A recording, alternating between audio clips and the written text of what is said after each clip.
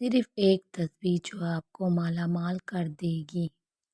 ہم ایک بڑے ہی مجرب اور طاقتور عمل آپ کی خدمت میں لے کر حاضر ہوئے ہیں۔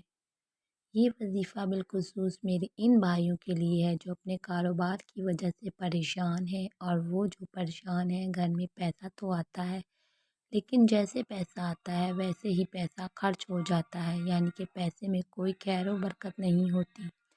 میرے بھائی اور بہنوں، آپ جو بھی عمل جو بھی وظیفہ کرتے ہیں، اس کے بعد اللہ تعالیٰ کی بارگاہ میں دعا ضرور مانگا کریں۔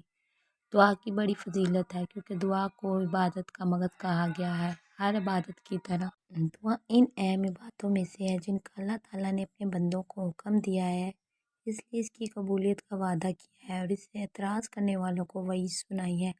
اللہ رب العزت کا فرمان عالی شان ہے کہ تم مجھ سے دعا کرو، میں تمہاری دعا ضرور قبول کروں گا۔ نبی کریم صلی اللہ علیہ وسلم کا فرمان عالی شان ہے کہ تمہارا پروردگار باحیا اور سخی ہے۔ جب اس کا بندہ اس کی جانب دونوں ہاتھوں کو اٹھاتا ہے تو اللہ تعالیٰ اس بات سے ہے کہ نہالی ہاتھ اٹھا دے۔ وظیفے کا طریقہ تو دوستوں چلتے ہیں آج کے وظیفے کی جانب۔ یہ جو وظیفہ ہے یہ اللہ رب العزت کے صفاتین کا نام ہے۔ اس نام کو پڑھنے سے اللہ تعالیٰ آپ کے گھر سے ہر طرح کی تنگ دستی کو ختم کر دے گا، آپ کی ہر طرح پریشانی دور کر دے گا۔ آپ کی کاروبار جو پریشان ہے تو انشاءاللہ کاروبار میں چار چاند لگ جائیں گے۔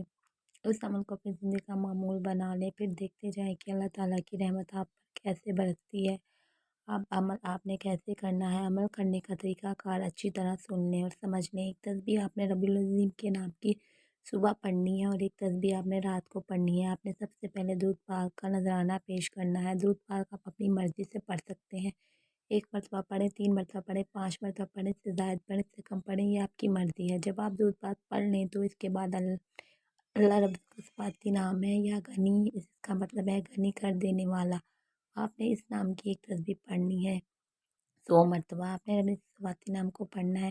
جب 100 مرتبہ اللہ تعالیٰ کا یہ نام پڑھ لیں تو آخر میں اپنے پھر نبی کریم صلی اللہ علیہ وسلم کی ذات پر درود پاک پڑھنا ہے۔ اس کے بعد اپنے ہاتھوں کو اللہ تعالیٰ کی بارگاہ میں اٹھا لینا ہے، بڑی عاجزی کے ساتھ دعا مانگنی ہے۔ اس طریقے سے آپ نے رات کو یہ عمل کرنا ہے۔